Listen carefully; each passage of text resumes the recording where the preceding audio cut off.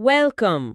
आज हम स्टीवन लिविट्स्की और डैनियल ज़िबलैट की किताब हाउ डेमोक्रेसीज डाई का एक तफसीली जायजा ले रहे हैं। जी, और ये दोनों मुसन्निफीन हार्वर्ड यूनिवर्सिटी में पॉलिटिकल साइंटिस्ट हैं। इनकी तहकीक काफ़ी मोतबर मानी जाती है। बिल्कुल, और ये किताब तो शाया होते ही न्यूयॉर्क टाइम्स की बेस्ट सेलर फेरिस्ट में आ गई थी, है ना? और इस पर काफ़ी बहस भी हुई दुनिया भर में। जी हाँ, बज़ाहिर तो ये अमेरिका में डोनाल्ड ट्रंप के उरूज के पस मंज़र में लिखी गई थी, लेकिन इसके जो नताइज हैं, जो तज्जिया है, वो आलमी सतह पर लागू होता है। और किताब का मरकजी ख्याल वो तो वाकई काफ़ी तशवीशनाक है। देखें, बुनियादी बात यह है कि आजकल जमहूरियतें यानी डेमोक्रेसीज वो अक्सर अचानक नहीं ख़त्म होती। कोई फौजी बगावत यानी मिलिट्री कू हो गया या इंकलाब आ गया, ऐसा कम होता है। तो फिर कैसे ख़त्म होती है? किताब कहती है कि उनका खात्मा ज़्यादातर अंदर से होता है, मुंतखब रहनुमाओं यानी इलेक्टेड लीडर्स के ज़रिए। वो रहनुमा जो आवाम के वोट से आते हैं। अच्छा, वो कैसे? वो आहिस्ता आहिस्ता कदम ब कदम जमहूरी इदारों को, जैसे आपकी आज़ाद अदलिया है, इंडिपेंडेंट जुडिशरी या आज़ाद सहाफ़त, फ्री प्रेस, उनको कमज़ोर करते हैं। और साथ ही वो गैर तहरीरी सियासी उसूल, जिन्हें पॉलिटिकल नॉर्म्स कहते हैं, जो जमहूरियत चलाने के लिए ज़रूरी होते हैं, उनको तोड़ते हैं। ये तज्जिया तो वाकई सोचने पर मजबूर करता है। हम खास तौर पर किताब के पहले बाब यानी चैप्टर 1 पर बात करेंगे। जी बिल्कुल। पहला बाब, जिसका उन्वान है फेटफुल अलायंसेस। फेटफुल अलायंसेस यानी मोहलिक इत्तेहाद। तो आइए इस बाब के दलाइल को समझने की कोशिश करते हैं। अच्छा, इस बाब का जो बुनियादी नुक्ता है ना, वो ये है कि जमहूरियत के लिए एक बहुत बड़ा खतरा तब पैदा होता है जब जो मरकजी धारे की सियासी जमातें हैं, मेन स्ट्रीम पॉलिटिकल पार्टीज, यानी जो बड़ी पुरानी पार्टियां होती हैं। जी वो, और जो मुख्तदर हल्के हैं, पॉलिटिकल एलिट्स, यानी जो तजुर्बाकार सियासतदान हैं, बाअसर लोग हैं, जब ये लोग ऐसे बैरूनी अनासर यानी आउटसाइडर्स के साथ इत्तेहाद अलायंस बना लेते हैं, जिनमें वाज़े तौर पर अवामियत पसंदी, पॉपुलिज्म या आमरियत पसंदी, अथॉरिटेरियनिज्म के रुझानात हों। अच्छा, यानी ये वो लोग जो सिस्टम के अंदर से नहीं आए, बाहर से आए हैं, लेकिन अवाम में मकबूल हो गए। बिल्कुल। और रिवायती सियासतदान ये समझते हैं कि वो उनकी मकबूलियत से शायद फ़ायदा उठा सकते हैं। तो ये इत्तेहाद फिर एक किस्म की महलिक गलत फहमी पर मबनी होता है। बिल्कुल दुरुस्त कहा आपने। ये अशराफिया, ये तजर्बाकार सियासतदान, वो अक्सर ये समझते हैं, बल्कि बड़ी खुद-एतमादी से समझते हैं, कि वो उन आउटसाइडर्स को काबू में रख लेंगे, कंट्रोल कर लेंगे। जी, उन्हें अपनी मर्जी के मुताबिक इस्तेमाल करेंगे, और जब मकसद पूरा हो गया तो बस उन्हें साइड पर कर देंगे। लेकिन किताब कहती है कि ऐसा होता नहीं है। किताब वाज़े करती है कि ये अंदाज़ा तकरीबन हमेशा हमेशा गलत साबित होता है। हकीकत में ये इत्तेहाद अन आउटसाइडर्स को इक़्तिदार तक पहुंचने का रास्ता देते हैं, उनकी गिरफ्त मजबूत करने का जरिया बनते हैं।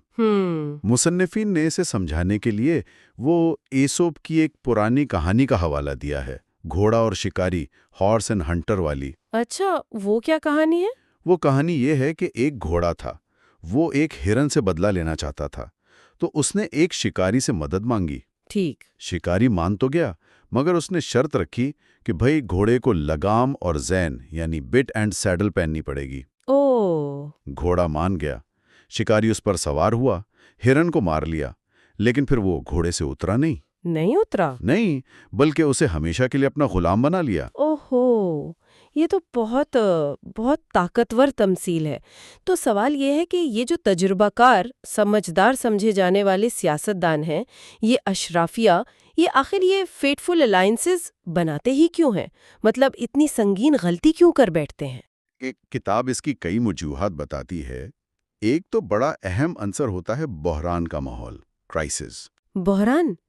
कैसा बहरान? वो माशी बहरान हो सकता है, इकोनॉमिक क्राइसिस, जैसे 1930 की दहाई की ग्रेट डिप्रेशन थी, या फिर शदीद समाजी बेचैनी, सोशल अनरेस्ट फैली हुई हो, या फिर जो मरकजी धारे की जमातें हैं वो अवाम में अपना एतमाद खो रही हों, उनका जवाल हो रहा हो। तो ऐसे में उन पर दबाव होता है कि कुछ करें? बिल्कुल, उन रवायती सियासतदानों पर दबाव बढ़ता है कि भाई कुछ नया करो, कोई गैर मामूली कदम उठाओ। और इसी दबाव में आकर वो गलत अंदाजा लगा लेते हैं, مس کیلکولیشن کر جاتے ہیں؟ جی، وہ شاید سوچتے ہیں کہ اچھا یہ آؤٹ سائڈر مقبول ہے، اس کو ساتھ ملا لو تو ہم اپنے سیاسی حریفوں کو ہرا دیں گے یا اپنی کھوئی ہوئی مقبولیت واپس لے آئیں گے۔ یعنی اس آؤٹ سائڈر کی عوامی کشش کو اپنے فائدے کے لیے استعمال کرنے کی کوشش۔ ہاں، اور یہ یقین رکھتے ہوئے کہ ہم اسے قابو میں رکھ سکیں گے، یہ بہت اہم ہے۔ ساتھ ہی وہ اکثر اس آؤٹ سائڈر کے جو اصل عزائم ہوتے ہیں نا، اور جمہوری نظام کے لیے وہ کتنا بڑا خطرہ ہے، اس کو بری طرح کم سمجھنے کی غلطی کرتے ہیں، انڈر ایسٹیمیٹ کر جاتے ہیں۔ اور کبھی کبھی شاید صرف موقع پرستی بھی ہوتی ہوگی، اپرچونزم۔ یقیناً فوری سیاسی فائدہ نظر آ رہا ہے یا یہ ڈر ہے کہ ہمارا حریف آگے نہ نکل جائے، تو یہ چیزیں انہیں اس خطرناک کھیل میں دھکیل دیتی ہیں۔ کتاب نے اس رجحان کو واضح کرنے کے لیے تاریخ سے کچھ ٹھوس مثالیں بھی دی ہیں، ہے نا؟ اٹلی میں بینیٹو مسولینی کا اقتدار میں آنا شاید پہلی مثال ہے۔ جی بالکل، پہلی جنگ عظیم کے بعد اٹلی شدید سماجی اور سیاسی بحران میں تھا۔ پرانا لبرل نظام جو تھا وہ بالکل ٹوٹ پھوٹ کا شکار تھا۔ ٹھیک ہے۔ اس ماحول میں ایک بہت تجربہ کار لبرل سیاستدان تھے جیوانی جولیٹی۔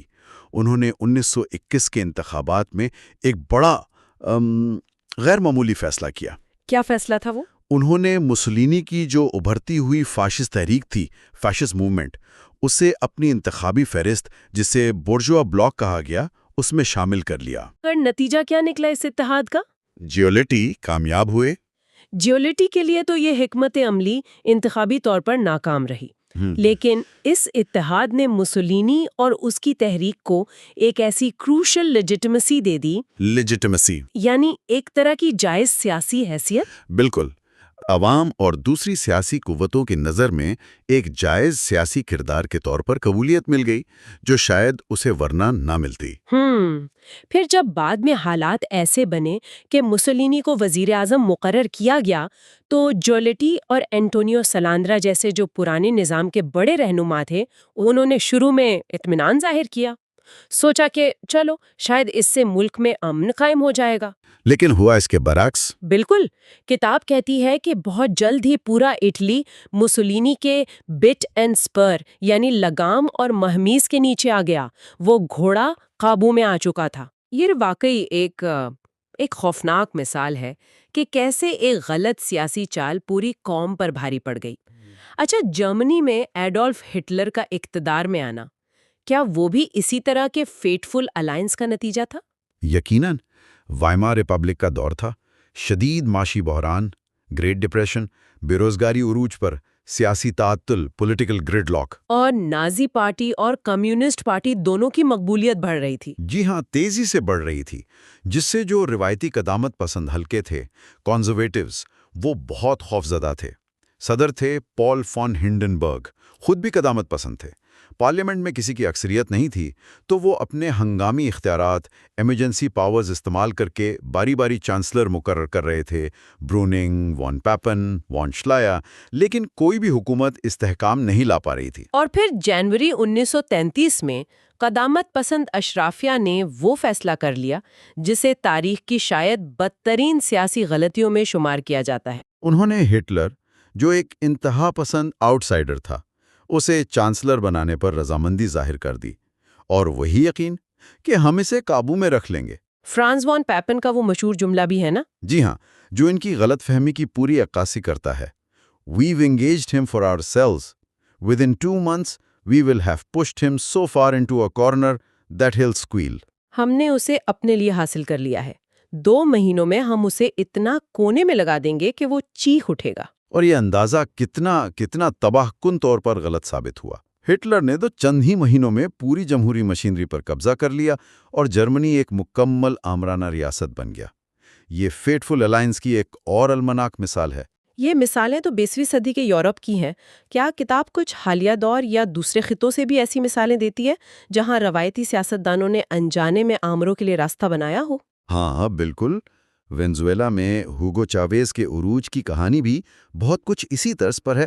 وینزویلا جو 1958 سے قائم جنوبی امریکہ کی قدیم ترین جمہوریتوں میں سے ایک سمجھا جاتا تھا ماضی میں۔ جی، لیکن 1980 کی دہائی میں تیل کی قیمتیں گریں، معیشت بحران کا شکار ہوئی، غربت بڑھی اور عوام میں روایتی سیاسی جماعتوں کے خلاف شدید مایوسی پھیل گئی۔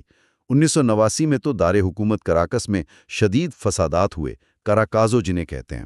اور پھر 1992 میں شاویز نے وہ ناکام فوجی بغاوت کی کوشش کی تھی، کو اٹیمپٹ۔ بالکل، ہوگو چاویز ایک فوجی آفیسر تھے، انہوں نے ناکام بغاوت کی قیادت کی۔ اس ناکام بغاوت کے بعد جو روایتی سیاسی نظام تھا اس کا رد عمل کیا رہا؟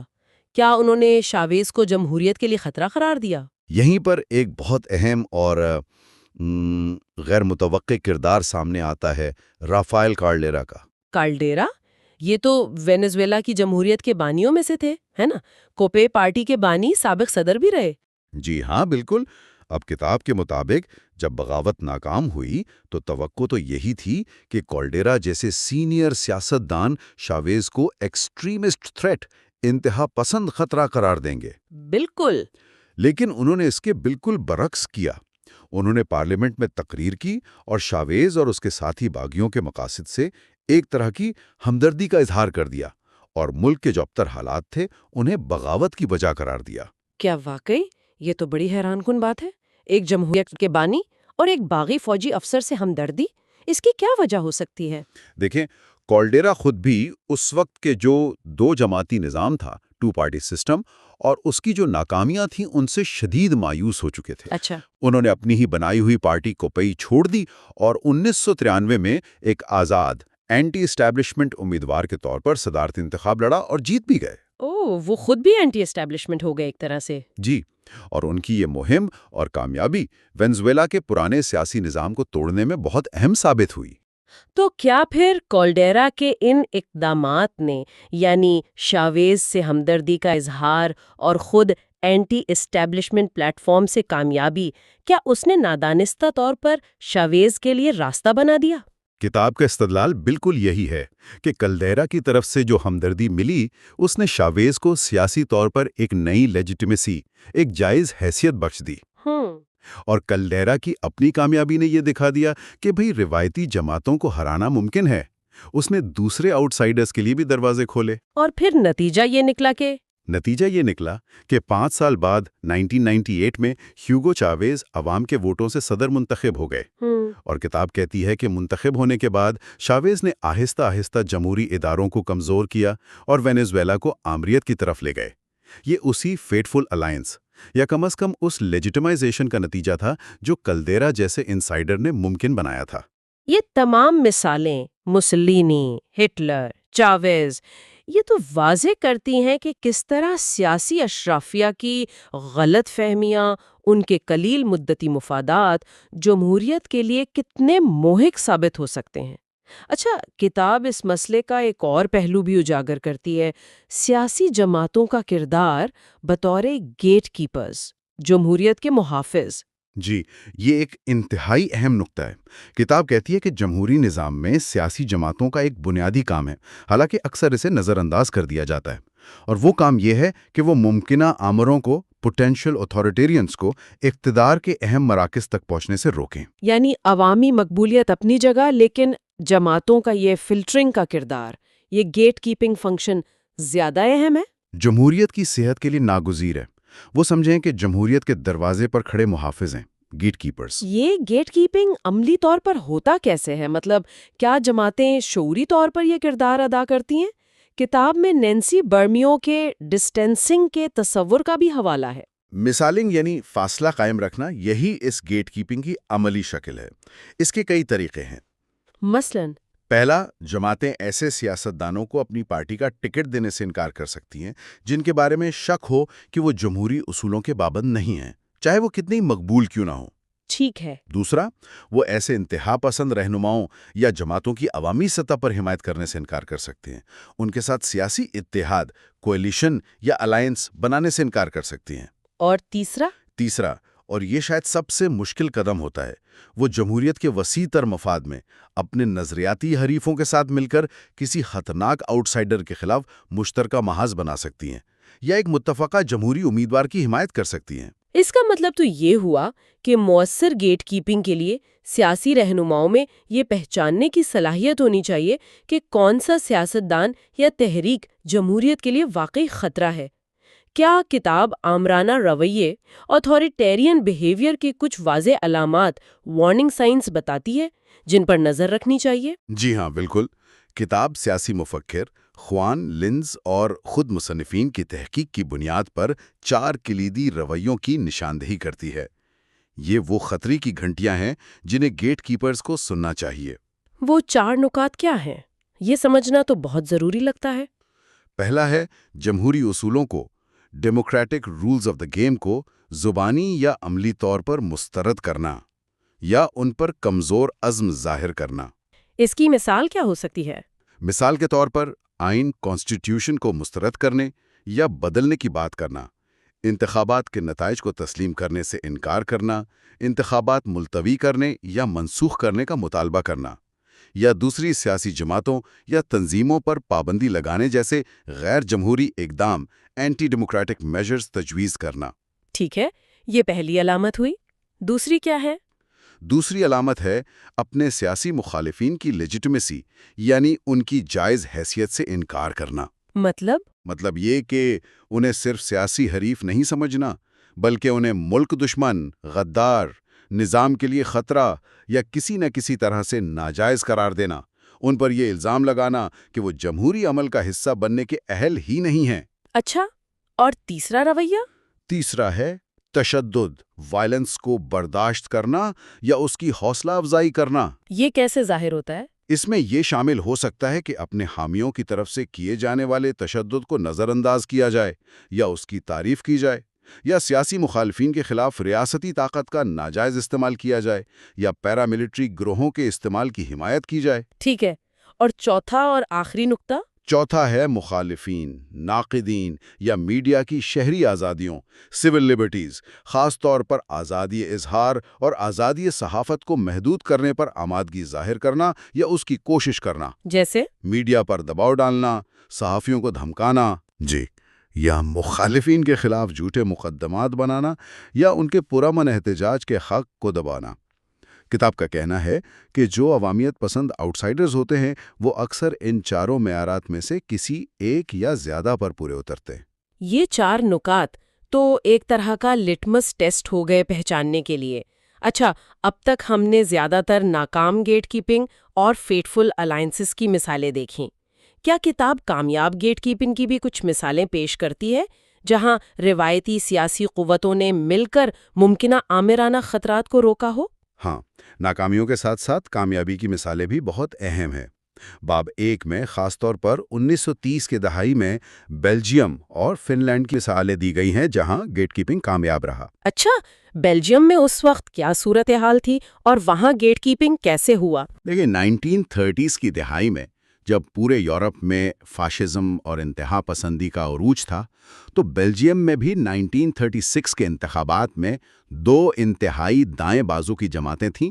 ایک ریگزسٹ پارٹی جس کی قیادت لیون دیگریل کر رہے تھے، بڑے شعلہ بایا مقرر تھے اور انہیں ہٹلر اور موسولینی کی حمایت بھی حاصل تھی۔ اور دوسری تھی فلیمش قوم پرست VNV۔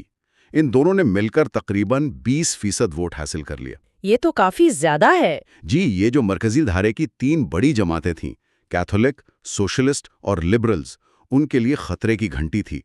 خاص طور پر جو مرکز دائیں کیتھولک پارٹی تھی وہ ایک مشکل دوراہے پر تھی۔ کیا دوراہا تھا؟ وہی کہ کیا وہ اپنے پرانے نظریاتی حریفوں یعنی سوشلسٹ اور لبرلز کے ساتھ تعاون کریں یا پھر نظریاتی طور پر کچھ قریب لیکن واضح طور پر جمہوریہ مخالف ریگزسٹ کے ساتھ کوئی سمجھوتا کریں۔ یہ تو وہی آزمائش ہے جس کا ذکر ہم پہلے کر رہے ہیں۔ تو بیلجیم کی اشرافیہ نے کیا فیصلہ کیا؟ متحد ہونے اور تعاون کرنے کا انتخاب کیا۔ اچھا، انہوں نے اتحاد بنایا آپس میں؟ جی، انہوں نے ڈیگریل اور اس کی جماعت کو مؤثر طریقے سے سیاسی طور پر الگ تھلگ کر دیا، آئسولیٹ کر دیا، ان کے ساتھ کسی قسم کا اتحاد بنانے سے انکار کر دیا۔ اور اس مشترکہ حکمت عملی کی وجہ سے بیلجیم کی جمہوریت کم از کم 1940 میں نازی جرمنی کے حملے تک اندرونی خطرے سے محفوظ رہی۔ یہ واقعی ایک اہم مثال ہے۔ فن لینڈ کی کہانی بھی دلچسپ لگ رہی ہے۔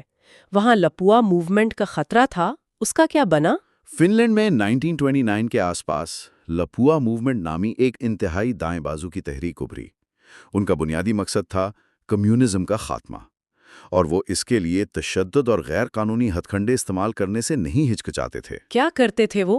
انہوں نے کمیونسٹ ارکان پارلیمان کو اغوا کیا، ان کے دفاتر پر حملے کیے اور جو مرکزی دھارے کے اعتدال پسند سیاستدان تھے ان کو بھی دھمکایا۔ شروع میں ملک کی جو بڑی مرکز دائیں جماعت تھی، ایگریرین یونین، اس نے اس کی کھل کر مخالفت نہیں کی۔ کیوں؟ شاید اس لیے کہ وہ بھی کمیونزم کے مخالف تھے، اور جو قدامت پسند رہنما تھے، پی ای سوین ہوفوڈ، جو 1930 میں وزیر اعظم اور 1931 میں صدر بنے، انہوں نے بھی ابتدا میں لاپوا تحریک کے ساتھ نرم رویہ رکھا۔ تو پھر تبدیلی کب آئی؟ کیا لاپوا تحریک خود ہی کمزور پڑ گئی؟ نہیں، بلکہ وہ اور زیادہ انتہا پسند ہو گئی۔ جب کمیونسٹوں پر پابندی لگ گئی تو انہوں نے اپنا رخ سوشل ڈیموکریٹس کی طرف موڑ لیا، جو ملک کی دوسری بڑی جماعت تھی۔ اچھا۔ انہوں نے 1000 سے زیادہ سوشل ڈیموکریٹ حامیوں کو اغوا کیا، دارالحکومت ہیلسنکی پر ایک بڑا مارچ کیا، اور آخر کار 1932 میں ایک مسلح بغاوت پچ کی ناکام کوشش کی۔ اوہ، بغاوت کی کوشش؟ جی، اور یہی ٹرننگ پوائنٹ تھا۔ اس کھلی بغاوت نے فن لینڈ کی جو روایتی قدامت پسند جماعتیں تھیں، agrarian union, national progressive party, Swedish people's party, ان کو یہ احساس دلایا کہ بھائی لاپوا اب صرف کمیونزم کے خلاف نہیں، بلکہ یہ تو پوری جمہوری ریاست کے لیے خطرہ بن چکی ہے۔ اور اس احساس کے بعد انہوں نے کیا عملی قدم اٹھایا؟ انہوں نے فیصلہ کن طور پر لاپوا تحریک سے مکمل لا تعلقی اختیار کر لی، اور اس سے بھی اہم بات یہ کہ انہوں نے اپنے پرانے نظریاتی حریف سوشل ڈیموکریٹس کے ساتھ مل کر جمہوریت کے دفاع کے لیے ایک اتحاد بنایا، جسے لافلنس فرنٹ کہا گیا۔ لافلنس فرنٹ؟ جی، یہاں تک کہ صدر سوین ہیوورڈ، جنہیں لاپوا اپنا ہمدرد سمجھتی تھیں، انہوں نے بھی بغاوت کی کوشش کے بعد سختی سے اپنے سابق اتحادیوں کو مسترد کیا اور لاپوا تحریک پر پابندی لگا دی۔ تو فن لینڈ کی قدامت پسند اشرافیہ نے اگرچہ کچھ دیر سے لیکن مؤثر گیٹ کیپنگ کا مظاہرہ کیا؟ بالکل، اور ملک کو ممکنہ فاشسٹ آمریت سے بچا لیا۔ یہ دونوں مثالیں تو یہ دکھاتی ہیں کہ جب روایتی جماعتیں خطرے کو پہچان لیں اور نظریاتی اختلافات کو ایک طرف رکھ کر جمہوریت کے دفاع میں اکٹھی ہو جائیں تو وہ کامیاب ہو سکتی ہیں۔ کیا کتاب کوئی بالکل حالیہ مثال بھی دیتی ہے؟ ہاں، کتاب آسٹریا میں 2016 کے صدارتی انتخابات کا ذکر کرتی ہے، جو گیٹ کیپنگ کی ایک نسبتاً جدید مثال ہے۔ 2016؟ ہاں، مجھے یاد ہے۔ وہاں کیا ہوا تھا؟ اس انتخاب کے دوسرے مرحلے میں انتہائی دائیں بازو کی فریڈم پارٹی تھی، FPO۔ اس کے رہنما نوربرٹ ہوفر کا مقابلہ گرین پارٹی کے آزاد امیدوار الیگزینڈر وینڈر بیلن سے تھا۔ آسٹریا کی جو دو روایتی بڑی جماعتیں ہیں، سوشل ڈیموکریٹس یعنی SPO اور مرکز دائیں پیپلز پارٹی یعنی OVP، ان کے امیدوار پہلے راؤنڈ میں ہی ہار گئے تھے۔ تو OVP یعنی مرکز دائیں جماعت کے ووٹروں اور رہنماؤں کے سامنے پھر وہی کلاسیکی مخمصہ آ گیا کہ اپنے نظریاتی حریف بائیں بازو کے گرین امیدوار کی حمایت کریں یا انتہائی دائیں بازو کے ہوفر کی طرف جائیں، جن کی امیگریشن وغیرہ پر پالیسیاں شاید ان کے کچھ ووٹروں کو زیادہ قریب لگتی ہوں۔ بالکل وہی صورتحال تھی، اور یہاں OVP کے اہم رہنماؤں نے گیٹ کیپنگ کا کردار ادا کیا۔ کتاب کے مطابق پارٹی کے کئی نمایاں رہنما، جیسے سابق چانسلر امیدوار اینڈریاس کول، اس وقت کے وائس چانسلر رائنہارڈ میٹرلینر اور ویانا کے سابق میئر ایرہارڈ بوسیک، ان سمیت کئی مقامی رہنماؤں اور میئرز نے عوامی طور پر وانڈر بیلن کی حمایت کا اعلان کر دیا۔ اچھا، انہوں نے گرین امیدوار کی حمایت کی؟ جی، بوسیک کا بیان تو بہت اہم تھا۔ انہوں نے کہا کہ وہ یہ فیصلہ جذبات میں نہیں بلکہ گہرے غور و فکر کے بعد کر رہے ہیں، اور وہ نہیں چاہتے کہ انہیں یورپ کی دیگر انتہا پسند جماعتوں جیسے لوپین فرانس، جوبک ہنگری، وائلڈرز نیدرلینڈز اور AFD جرمنی کی طرف سے مبارکباد ملے۔ یعنی انہوں نے واضح طور پر انتہا پسندی کو مسترد کرنے کو نظریاتی وابستگی پر ترجیح دی۔ بالکل۔ اور اس گیٹ کیپنگ کوشش کا نتیجہ کیا نکلا؟ کیا اس سے انتخاب پر کوئی فرق پڑا؟ وانڈر بیلن یہ انتخاب جیتے، اگرچہ بہت ہی کم فرق سے، تقریباً 31,000 ووٹوں سے۔ بہت کم فرق؟ جی ہاں، لیکن بعد میں جو ایگزٹ پولز ہوئے، ان کے تجزیے سے یہ بات سامنے آئی کہ OVP ووٹرز کی حمایت فیصلہ کن تھی۔ تقریباً 55% OVP حامیوں نے دوسرے راؤنڈ میں وانڈر بیلن کو ووٹ دیا۔ اچھا خاصا تناسب ہے۔ ہاں، اور مزید یہ کہ وینڈو بیلن کے 48% ووٹرز نے کہا کہ ان کا بنیادی مقصد ہافر کو صدر بننے سے روکنا تھا۔ کتاب یہ بھی تسلیم کرتی ہے کہ ایف پی او بعد کے پارلیمانی انتخابات میں کامیاب رہی اور آسٹریا میں انتہا پسندی کا چیلنج ختم نہیں ہوا، لیکن کم از کم اس اہم صدارتی انتخاب میں روایتی جماعت کے رہنماؤں کی طرف سے کی گئی گیٹ کیپنگ نے ایک بڑا فرق ڈالا اور ایک انتہائی دائیں بازو کے امیدوار کو ملک کے اعلیٰ ترین عہدے پر پہنچنے سے روک دیا۔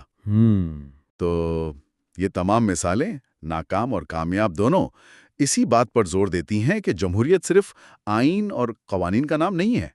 یہ سیاسی رہنماؤں اور جماعتوں کے شعوری فیصلوں پر، ان کی ذمہ داری کے احساس پر، اور خاص طور پر ممکنہ آمرانہ خطرات کے سامنے ان کی گیٹ کیپنگ کے کردار پر بہت زیادہ انحصار کرتی ہیں۔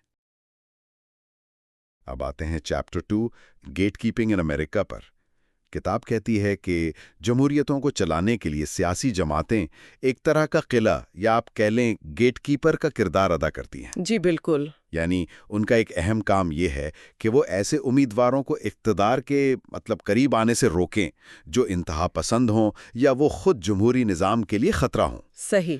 امریکہ میں کتاب کے مطابق یہ نظام کافی عرصے تک کافی مؤثر طریقے سے کام کرتا رہا۔ بالکل، کتاب یہی بتاتی ہے کہ امریکی سیاسی تاریخ کے ایک آپ کہہ لیں بڑے حصے میں سیاسی جماعتوں نے یہ نگہبانی یا گیٹ کیپنگ کا کردار بڑی کامیابی سے نبھایا ہے۔ اچھا۔ شروع میں تو یہ کام کانگریس کے اندر موجود کاکسز یعنی کانگریشنل کاکسز کرتے تھے، اور بعد میں پھر قومی party conventions, national party conventions, وہ امیدواروں کا فیصلہ کرتے تھے۔ اور یہ فیصلے کون کرتا تھا؟ یہ پارٹی باسز والی بات جو ہے؟ جی، یہ فیصلے پارٹی کے بڑے رہنما، جنہیں پارٹی باسز بھی کہا جاتا تھا، اکثر بند دروازوں کے پیچھے اسموک فلڈ رومز میں کرتے تھے۔ اچھا، تو عوام کی رائے شامل نہیں ہوتی تھی اس میں؟ یہ مندوبین ڈیلیگیٹس کون ہوتے تھے؟ نہیں، یہ مندوبین عوام کی طرف سے منتخب نہیں ہوتے تھے۔ انہیں تو ریاستی اور مقامی پارٹی کمیٹیاں چنتی تھیں، اور عموماً وہ پارٹی رہنماؤں کی ہدایات پر ہی آپ سمجھیں عمل کرتے تھے۔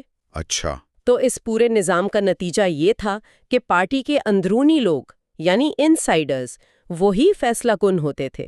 ان کی حمایت کے بغیر کسی بھی امیدوار کے لیے آگے بڑھنا وہ تقریباً ناممکن تھا۔ تو یہ تو ایک طرح سے ان لوگوں کو روک دیتا تھا جنہیں پارٹی کی قیادت پسند نہیں کرتی تھی۔ بالکل، یا قابل اعتبار نہیں سمجھتی تھیں۔ تو یہ ایک دلچسپ تضاد ہے۔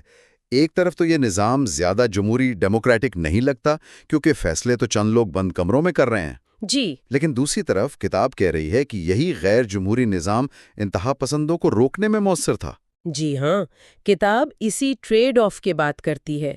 یہ نظام نمائندگی ریپریزنٹیٹیو ہونے کے لحاظ سے کمزور تھا، خاص طور پر غریبوں، خواتین یا نسلی اقلیتوں کو اس میں اب دیکھیں کم ہی نمائندگی ملتی تھی۔ صحیح۔ لیکن یہ ایک بہت مؤثر فلٹر ضرور تھا۔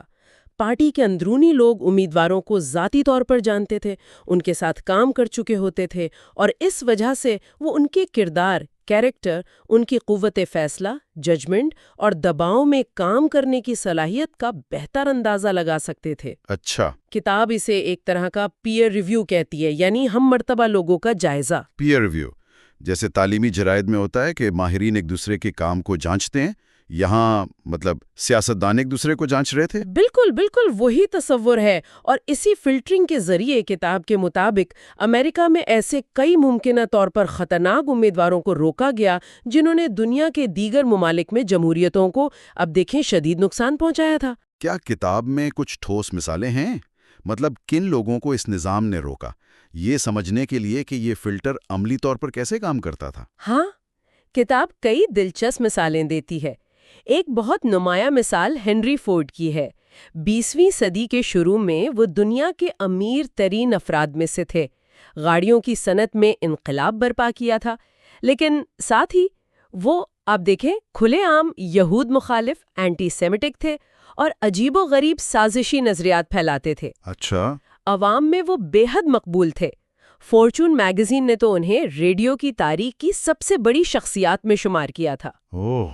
لیکن پارٹی رہنماؤں نے انہیں مکمل طور پر مسترد کر دیا۔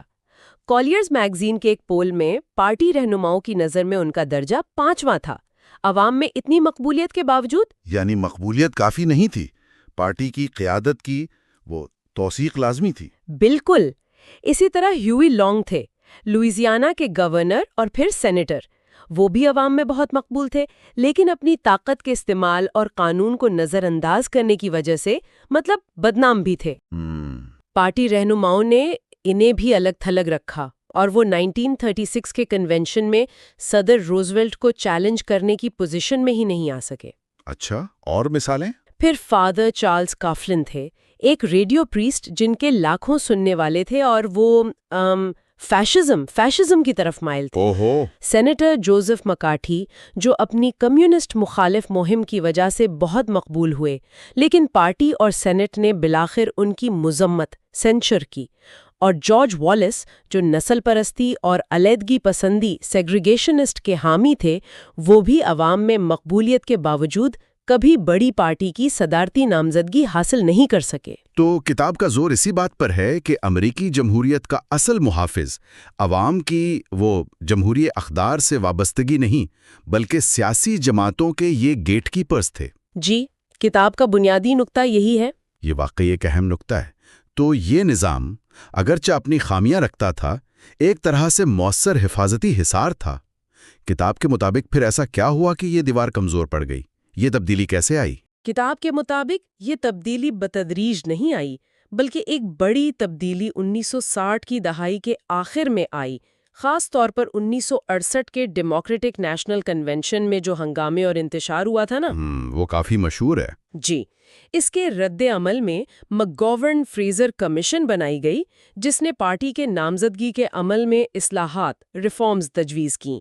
ان کا بنیادی مقصد اس عمل کو زیادہ کھلا اوپن اپ بنانا تھا تاکہ عام ووٹروں، خواتین اور اقلیتوں کو زیادہ نمائندگی مل سکے۔ زیادہ نمائندگی اور کھلاپن، یہ تو جمہوری اصولوں کے مطابق اچھی بات لگتی ہے۔ ظاہری طور پر تو ایسا ہی لگتا ہے، لیکن ان اصلاحات کا سب سے دور رس نتیجہ لازمی پرائمریز، بائنڈنگ پرائمریز کا متعارف ہونا تھا۔ بائنڈنگ پرائمریز، اچھا۔ یعنی اب پارٹی کنونشن کے مندوبین عوام کے ووٹوں کی بنیاد پر منتخب ہونے لگے اور وہ پابند تھے کہ وہ اسی امیدوار کی حمایت کریں جسے عوام نے چنا ہے۔ تو اس نے تو پارٹی رہنماؤں کے ہاتھ سے امیدوار چننے کا اختیار عملی طور پر چھین لیا۔ بالکل، فیصلہ پارٹی رہنماؤں کے ہاتھ سے نکل کر براہ راست عوام کے ووٹوں میں چلا گیا، جس سے پارٹی کا امیدوار پر کنٹرول تقریباً ختم ہو گیا۔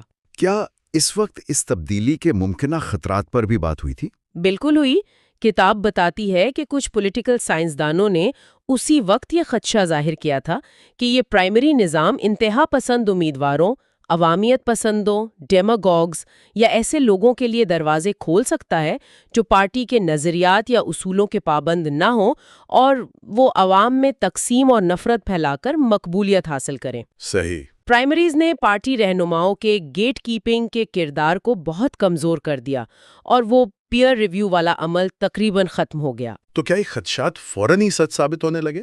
کیا پرائمریز کے ذریعے کوئی بڑا آؤٹ سائڈر کامیاب ہو گیا؟ شروع میں ایسا نہیں ہوا۔ کتاب کہتی ہے کہ کئی باہر والے آؤٹ سائڈر سامنے آئے، جیسے جیسی جیکسن، پیٹ رابرٹسن، پیٹ بیوکینن اور سٹیو فوربس، لیکن وہ سب بالآخر نامزدگی حاصل کرنے میں ناکام رہے۔ اچھا، کیوں؟ پرائمری کہتی ہے۔ انویزیبل پرائمری، یہ کیا چیز تھی؟ یہ اصل پرائمری انتخابات سے پہلے کا مرحلہ تھا، جب امیدوار پارٹی کے اہم لوگوں، ڈونرز، میڈیا اور دیگر بااثر گروہوں کی حمایت حاصل کرنے کی کوشش کرتے تھے۔ اچھا۔ دیکھیے، ملک بھر میں پرائمریز لڑنے کے لیے بہت زیادہ پیسہ، میڈیا کی توجہ اور سب سے اہم، ہر ریاست میں زمینی سطح پر کام کرنے والی تنظیم، گراؤنڈ آرگنائزیشن کی ضرورت ہوتی تھی۔ صحیح۔ یہ چیزیں حاصل کرنے کے لیے امیدواروں کو اب بھی پارٹی کے اہم ڈونرز، اخبارات کے ایڈیٹرز، مفاداتی گروہوں، انٹرسٹ گروپس اور ریاستی سطح کے سیاست دانوں کی حمایت درکار تھی۔ ان اتحادیوں کے بغیر نامزدگی جیتنا اب بھی بہت مشکل تھا۔ تو ایک طرح سے گیٹ کیپنگ کسی نہ کسی شکل میں جاری رہا، بس اس کا طریقہ بدل گیا تھا۔ پارٹی باسز کے اسموک فیلڈ رومز کی جگہ اس انویزیبل پرائمری نے لے لی۔ جی ہاں، آپ کہہ سکتی ہیں کہ یہ ایک غیر رسمی قسم کی گیٹ کیپنگ تھی، جو اگرچہ نظر نہیں آتی تھی، پھر بھی ایک طرح کا فلٹر تھی۔ لیکن پھر یہ فلٹر بھی کمزور پڑ گیا، وہ کیسے ہوا؟ کتاب اس کی دو بڑی وجوہات بتاتی ہے۔ پہلی، سیاست میں باہر سے آنے والے پیسے، آؤٹ سائڈ منی کی مقدار میں ڈرامائی اضافہ۔ پیسہ؟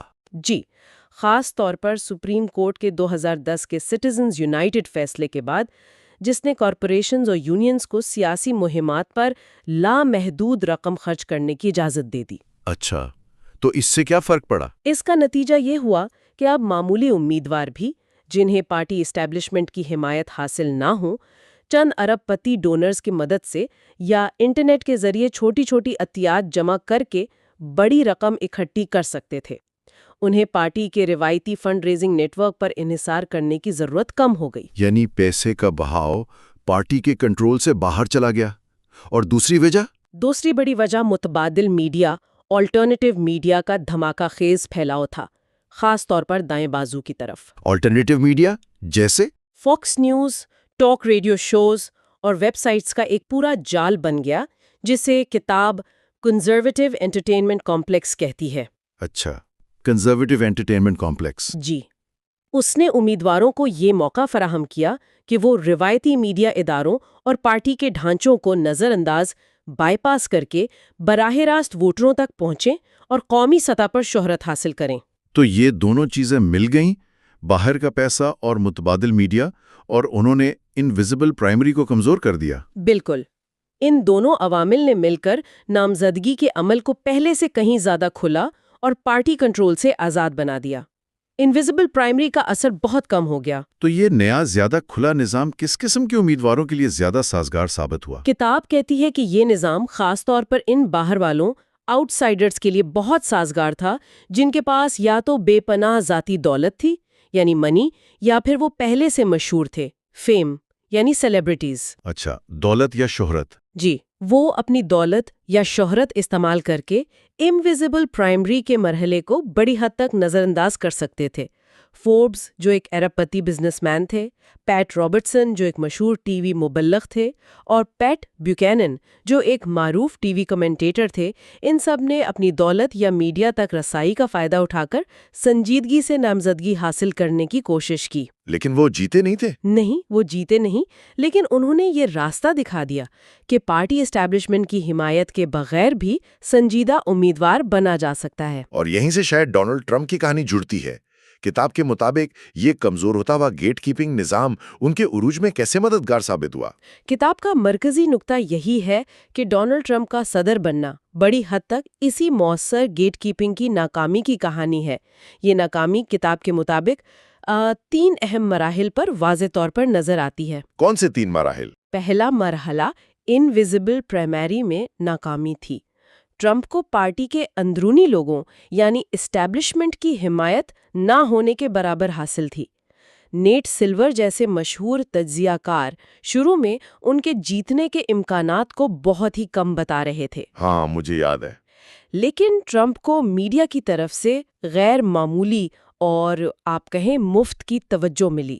ان کی متنازع باتیں ہیڈ لائنز بناتی رہیں اور ووٹروں میں ان کی براہ راست اپیل نے پارٹی رہنماؤں کی عدم حمایت کو بے اثر کر دیا۔ اور متبادل میڈیا کا بھی کردار تھا؟ جی ہاں، بالکل۔ متبادل میڈیا جیسے برائٹ پارٹ نیوز وغیرہ نے ان کی بھرپور حمایت کی، تو وہ انویزیبل پرائمری کے روایتی تقاضوں کو پورا کیے بغیر ہی آگے بڑھتے گئے۔ یعنی میڈیا کی توجہ اور عوامی مقبولیت نے پارٹی اسٹیبلشمنٹ کی مزاحمت کو ایک طرح سے توڑ دیا۔ دوسرا مرحلہ کیا تھا؟ دوسرا مرحلہ خود پرائمریز میں ناکامی تھی۔ چونکہ میک گورن فریزر اصلاحات کے بعد پرائمریز لازمی بائنڈنگ ہو چکی تھی، ٹرمپ نے ان پرائمریز میں تقریباً 14 ملین ووٹ حاصل کیے۔ 14 ملین! یہ تو بہت زیادہ ہیں۔ جی، اس بڑی تعداد میں ووٹوں نے انہیں ایک ایسی عوامی اور قانونی حیثیت لیجٹمیسی دے دی جسے پارٹی رہنماؤں کے لیے نظر انداز کرنا ناممکن ہو گیا۔ 2016 کے ریپبلکن نیشنل کنونشن (RNC) میں کچھ کوششیں ہوئیں کہ مندوبین کو ٹرمپ کی حمایت سے روکا جائے، وہ ڈیلیگیٹس ان باؤنڈ تحریک وغیرہ۔ ہاں، کچھ ہلچل ہوئی تھی۔ جی، لیکن وہ سب ناکام ہو گئیں۔ جیسا کہ RNC کی ایک رکن سنڈی کوسٹا نے کہا، "He wanted fair and square." اس وقت تک پارٹی رہنماؤں کے پاس اپنی ہی پارٹی کی صدارتی نامزدگی کی چابیاں نہیں رہی تھیں۔ یہ تو پارٹی کی اندرونی کہانی ہو گئی۔ تیسرا مرحلہ کیا تھا؟ تیسرا مرحلہ عام انتخابات جنرل الیکشن میں ناکامی کا تھا۔ کتاب اسے کلیکٹیو ایبڈیکیشن یعنی اجتماعی دستبرداری کہتی ہے۔ کلیکٹیو ایبڈیکیشن مطلب یہ کہ بہت سے لوگوں نے جو مخالفت کر سکتے تھے نہیں کی۔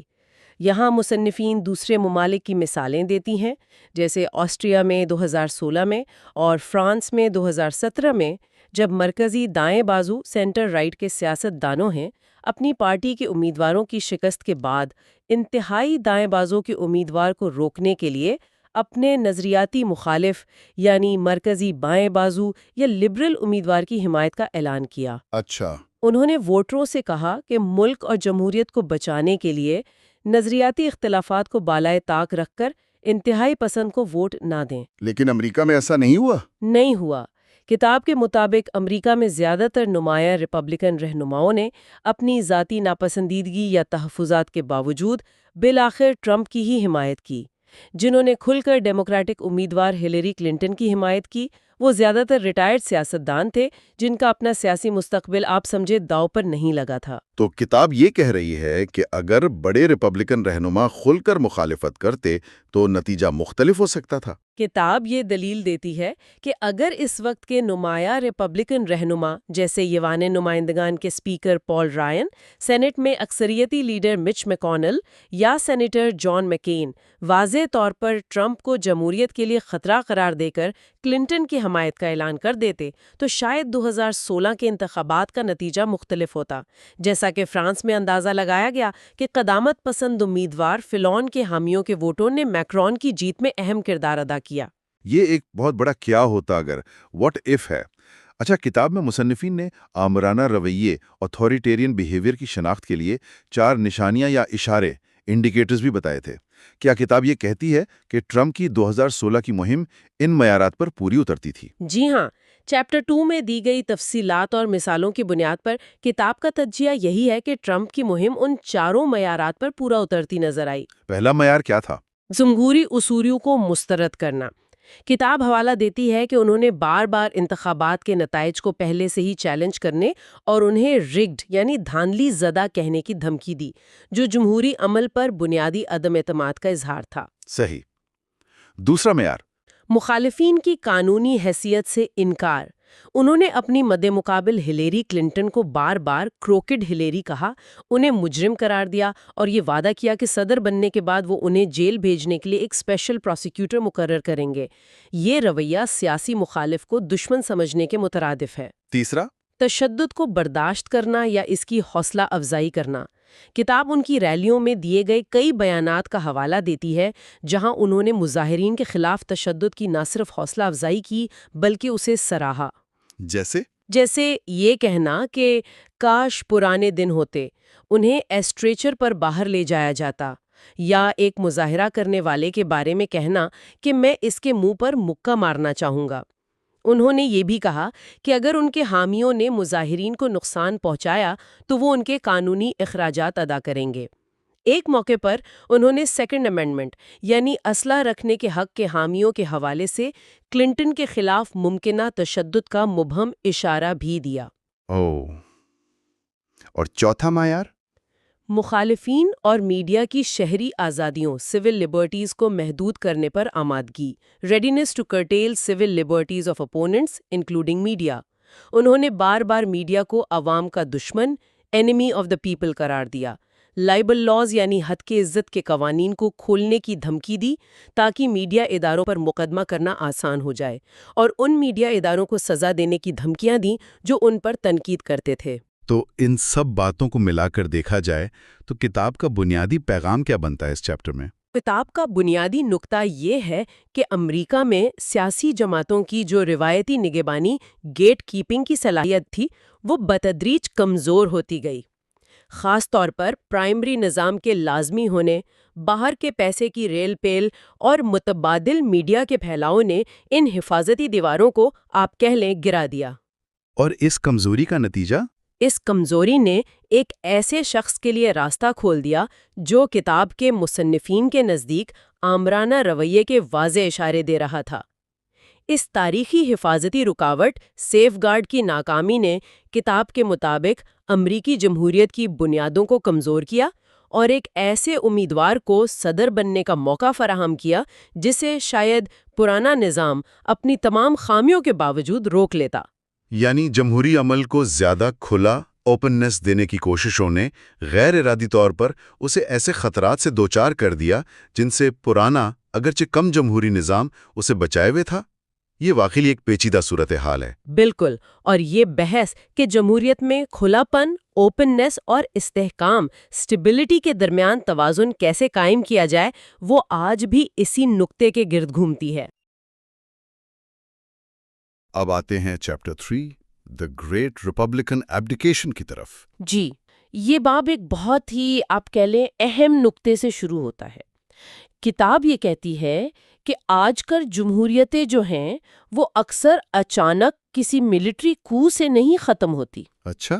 جی، بلکہ وہ آہستہ آہستہ قدم بقدم منتخب رہنماؤں کے ہاتھوں ہی کمزور ہوتی ہیں یا دم توڑتی ہیں۔ منتخب رہنماؤں کے ہاتھوں؟ جی، مطلب جنہیں عوام نے چنا ہوتا ہے؟ بالکل وہی۔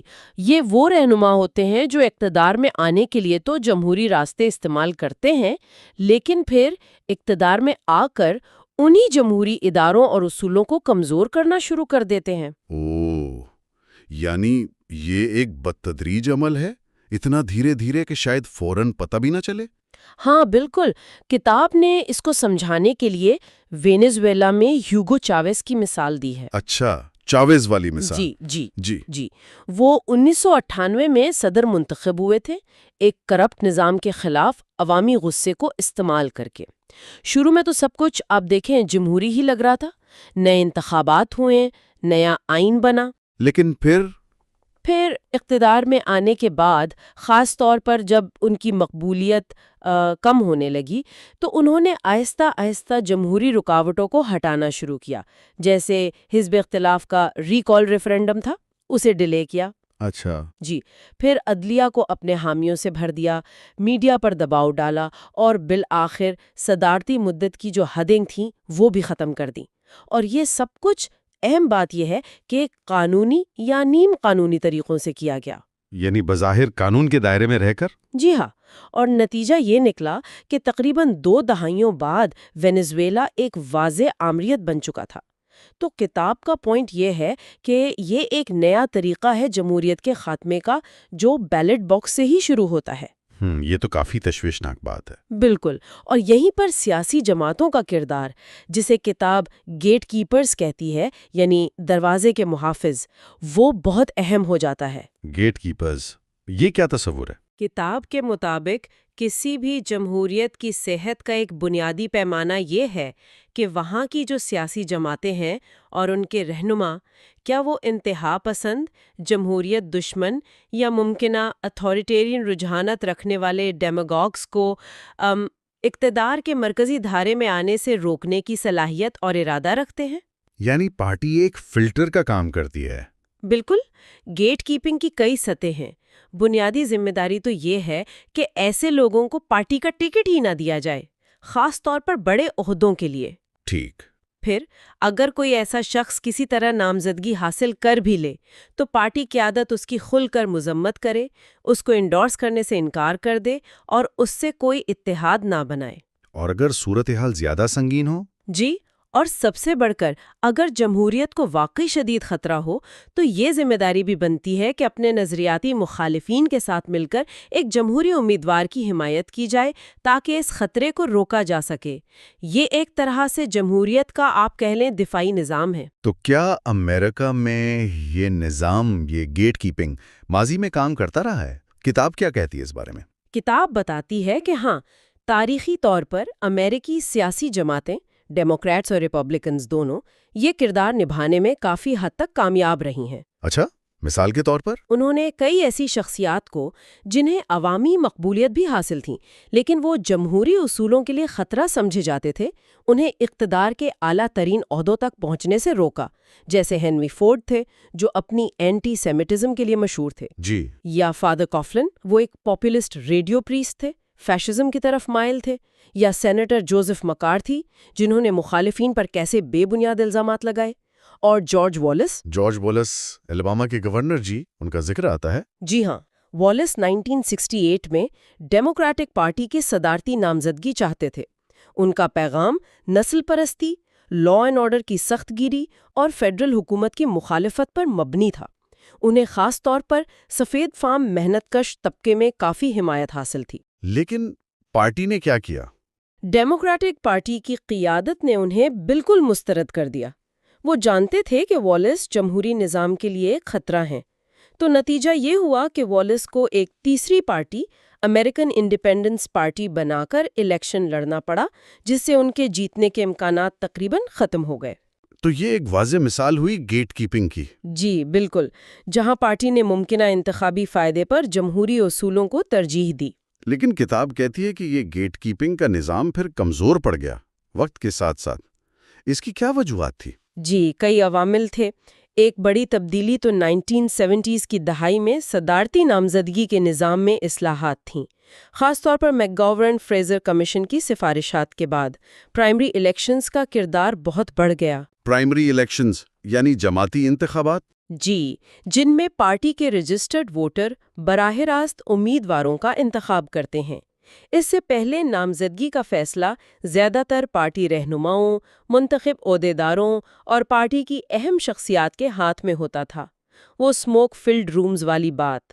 اچھا، تو پہلے ایک طرح کا پیئر ریویو ہوتا تھا؟ آپ کہہ سکتی ہیں، پارٹی کے اندرونی لوگ امیدواروں کو جانتے تھے، ان کی شخصیت، مزاج، جمہوری اصولوں سے وابستگی کا اندازہ لگا سکتے تھے۔ لیکن پرائمری نظام نے یہ طاقت پارٹی اشرافیہ سے لے کر عام ووٹروں کو دے دی، جو امیدواروں کو اکثر میڈیا کے ذریعے ہی جانتے ہیں۔ تو اس کا نتیجہ یہ نکلا کہ پولیٹیکل آؤٹ سائیڈرز، سیلیبریٹیز یا بہت امیر لوگ جن کے پاس پارٹی اسٹیبلشمنٹ کی حمایت نہیں بھی ہوتی تھی، بالکل، وہ براہ راست ووٹروں سے اپیل کر کے نامزدگی حاصل کرنے کے قابل ہو گئے۔ وہ پارٹی کے روایتی گیٹ کیپرز کو بائی پاس کر سکتے تھے۔ اور اس میں دوسرے عوامل بھی شامل ہوئے۔ آؤٹ سائڈ منی یعنی بیرونی پیسے کے لامحدود بہاؤ کا راستہ کھول دیا، جس سے امیدواروں کا پارٹی کے روایتی مالیاتی ڈھانچے پر انحصار کم ہو گیا۔ دوسری طرف متبادل میڈیا کا پھیلاؤ، کیبل نیوز، پھر انٹرنیٹ، سوشل میڈیا۔ اس نے کیا فرق ڈالا؟ اس نے امیدواروں کو موقع دیا کہ وہ روایتی میڈیا کے فلٹرز جیسے اخبارات کے ایڈیٹرز وغیرہ ان کو نظر انداز کر کے براہ راست اپنے حامیوں تک اپنا پیغام پہنچا سکیں۔ تو یہ سب مل کر گیٹ کیپنگ کے نظام کو آپ کہہ لیں کھوکھلا کر رہے تھے۔ تو یہ سارا پس منظر تھا 2016 کے صدارتی انتخاب کا۔ اب آتے ہیں اصل موضوع پر، دی گریٹ ریپبلکن ایبڈیکیشن۔ تو کتاب کا مرکزی نقطہ یہی ہے کہ 2016 میں ریپبلکن پارٹی اپنی یہ گیٹ کیپنگ کی ذمہ داری نبھانے میں مکمل طور پر ناکام رہی۔ جی، کتاب کا موقف بالکل یہی ہے۔ ان کے مطابق یہ ناکامی کئی مراحل پر نظر آئی۔ سب سے پہلے انویزیبل پرائمری کے مرحلے پر۔ انویزیبل پرائمری وہ کیا ہے؟ یہ وہ غیر رسمی دور ہوتا ہے جو اصل پرائمریز شروع ہونے سے پہلے چلتا ہے، جب امیدوار پارٹی کے بااثر رہنماؤں، ڈونرز اور اہم شخصیات کی حمایت یعنی انڈورسمنٹس حاصل کرنے کی کوشش کرتے ہیں۔ اچھا، تو ڈونلڈ ٹرمپ، جو ایک مشہور بزنس مین اور ریالٹی ٹی وی اسٹار تھے، وہ اپنی سیلیبریٹی سٹیٹس اور میڈیا کی توجہ حاصل کرنے کی صلاحیت کی وجہ سے روایتی پارٹی حمایت کے بغیر ہی عوامی مقبولیت اور میڈیا کوریج حاصل کرنے میں کامیاب رہے۔ گیٹ کیپرز انہیں یا تو سنجیدگی سے نہیں لے رہے تھے یا انہیں روک نہیں پائے۔ اور پھر جب اصل پرائمری انتخابات شروع ہوئے، وہاں دوسری ناکامی ہوئی۔ اگرچہ کچھ پارٹی رہنماؤں اور دانشوروں نے ٹرمپ کو روکنے کی کوششیں کیں، ان کے خلاف مہم بھی چلائی، لیکن وہ کامیاب نہیں ہو سکے۔ ٹرمپ نے ایک کے بعد ایک پرائمری جیتی، لاکھوں ووٹ حاصل کیے۔ کتاب کہتی ہے کہ ان پرائمری فتوحات نے ٹرمپ کی نامزدگی کو ایک ایسی لیجیٹیمیسی، ایک طرح کا جواز دے دیا جسے پارٹی قیادت کے لیے نظر انداز کرنا یا مسترد کرنا عملی طور پر ناممکن ہو گیا تھا۔ ووٹروں نے اپنا فیصلہ سنا دیا تھا۔ لیکن اصل امتحان تو شاید جنرل الیکشن کے مرحلے پر تھا، جب مقابلہ ہلیری کلنٹن سے تھا۔ وہاں ریپبلکن گیٹ کیپرز کا کیا کردار رہا کتاب کے مطابق؟ کتاب کے مطابق یہ تیسری اور سب سے فیصلہ کن ناکامی تھی۔ نامزدگی کے بعد بیشتر اہم اور منتخب ریپبلکن رہنماؤں نے ٹرمپ کے ماضی کے بیانات، ان کے کاروباری ریکارڈ اور ان کے انداز سیاست میں جمہوری اصولوں سے انحراف کے واضح اشاروں کے باوجود اتھارٹیرین وارننگ سائنز جنہیں کتاب کہتی ہے؟ جی بالکل، ان سب کے باوجود یا تو کھل کر ان کی توثیق کر دی یا پھر خاموشی اختیار کر لی۔ کیا کتاب کوئی موازنہ کرتی ہے کہ دوسری جمہوریتوں میں کیا ہوتا ہے ایسی صورتحال میں؟ ہاں، کتاب یورپی مثالیں دیتی ہے، واضح کرنے کے لیے کہ وہاں قدامت پسند جماعتوں نے ماضی میں کیسے رد عمل ظاہر کیا۔ مثال کے طور پر 2016 میں آسٹریا کے صدارتی انتخابات میں جب انتہائی دائیں بازو کی فریڈم پارٹی کے امیدوار نوربرٹ ہوفر دوسرے راؤنڈ میں پہنچ گئے، جی، تو مرکز دائیں بازو کی آسٹرین پیپلز پارٹی کے رہنماؤں نے اپنی نظریاتی مخالفت کے باوجود ہوفر کو روکنے کے لیے آزاد امیدوار الیگزینڈر وانڈر بیلن کی حمایت کی، جو پہلے گرین پارٹی کے سربراہ تھے۔ اچھا، یعنی اپنے مخالف کی حمایت کی ایک بڑے خطرے کو روکنے کے لیے۔ بالکل اسی طرح 2017 میں فرانس میں جب قدامت پسند امیدوار فرانسوا فلونز پہلے راؤنڈ میں ہار گئے تو انہوں نے فوراً اپنے حامیوں سے اپیل کی کہ وہ دوسرے راؤنڈ میں انتہائی دائیں بازو کی میرین لپین کو شکست دینے کے لیے مرکز کے ایمانوئل مکرون کو ووٹ دیں۔ لیکن امریکہ میں 2016 میں ایسا نہیں ہوا۔ ریپبلکن رہنماؤں نے ٹرمپ کے مقابلے میں کلنٹن کی حمایت نہیں کی، بہت ہی کم لوگوں نے۔ کتاب کہتی ہے کہ واشنگٹن پوسٹ نے الیکشن سے کچھ پہلے 78 نمایاں ریپبلکنز کی فہرست شائع کی تھی جنہوں نے کلنٹن کی حمایت کا اعلان کیا تھا، لیکن ان میں صرف ایک موجودہ رکن کانگریس تھے، رچرڈ ہیننا، اور وہ بھی اسی سال ریٹائر ہو رہے تھے۔ کوئی موجودہ گورنر یا سینیٹر نہیں؟ کوئی نہیں۔ زیادہ تر نے یا تو ٹرمپ کی حمایت کی یا اگر تحفظات تھے بھی تو خاموش رہیں یا نیم دلی سے حمایت کی۔ کتاب اسے ایک اجتماعی ایبڈیکیشن کہتی ہے، یعنی اپنی ذمہ داری سے دستبرداری۔ ایبڈیکیشن، یہ تو بہت سنگین الزام ہے۔ کتاب اس کی وجوہات کیا بتاتی ہے؟ ریپبلکن رہنماؤں نے یہ راستہ کیوں چنا؟ دیکھیے، یہ باب وجوہات پر بہت تفصیل میں نہیں جاتا کیونکہ فوکس خود ایبڈیکیشن پر ہے، لیکن کچھ ممکنہ عوامل کی طرف اشارہ ضرور ہے جن کا ذکر شاید بعد کے ابواب میں زیادہ تفصیل سے ہو۔ ایک وجہ تو سیدھا سادہ پولیٹیکل کیلکولیشنز تھیں، یعنی سیاسی حساب کتاب؟ جی، ٹرمپ مقبولیت حاصل کر رہے تھے، وہ پارٹی کے کور بیس کو متحرک کر رہے تھے اور ان کے جیتنے کا امکان نظر آنے لگا تھا۔ پارٹی رہنماؤں نے شاید سوچا کہ ان کی مخالفت کر کے وہ جیتنے والی پارٹی کا حصہ بننے سے محروم رہ جائیں گے۔ اور دوسرا عنصر؟ دوسرا عنصر حمایت کھونے کا خوف، fear of losing support. Party رہنما خاص کر منتخب عہدوں پر جو تھے وہ اپنے ووٹروں کی ناراضگی سے ڈرتے تھے، خاص کر پرائمری ووٹرز کی۔ اچھا، ٹرمپ کی حمایت پارٹی کے اندر اتنی مضبوط ہو چکی تھی کہ ان کی مخالفت کرنا ایک طرح سے سیاسی خودکشی لگتا تھا۔ وہ اپنی پوزیشن، اپنا اثر و رسوخ کھونے کا خطرہ مول نہیں لینا چاہتے تھے۔ اور کیا کوئی نظریاتی پہلو بھی تھا؟ پارٹی کی سوچ میں کوئی تبدیلی آ رہی تھی؟ کتاب اس طرف بھی اشارہ کرتی ہے، جس پر بعد میں زیادہ بات ہوتی ہے، کہ ریپبلکن پارٹی کے اندر وسیع تر نظریاتی تبدیلیوں اور بڑھتی ہوئی پولرائزیشن یعنی نظریاتی خلیج بھی ایک اہم عنصر تھا۔ پولرائزیشن؟ جی، پارٹی میں ایک عرصے سے ایکسٹریمزم اور سیاست بطور جنگ یعنی پالیٹکس ایز وارفیئر کا رویہ پنپ رہا تھا۔ کتاب کہتی ہے کہ ماضی میں پارٹی قیادت نے ٹی پارٹی تحریک یا برتھر موومنٹ جیسے انتہا پسند عناصر کو نہ صرف برداشت کیا تھا بلکہ کسی حد تک انہیں مرکزی دھارے میں قبول بھی کر لیا تھا۔ تو اس نے راستہ ہموار کیا؟ شاید اس نے 2016 میں ٹرمپ جیسے غیر روایتی اور اصول شکن امیدوار کے لیے قبولیت کی راہ ہموار کی، مخالفین کو دشمن سمجھنے اور ہر قیمت پر جیتنے کی ذہنیت غالب آ رہی تھی۔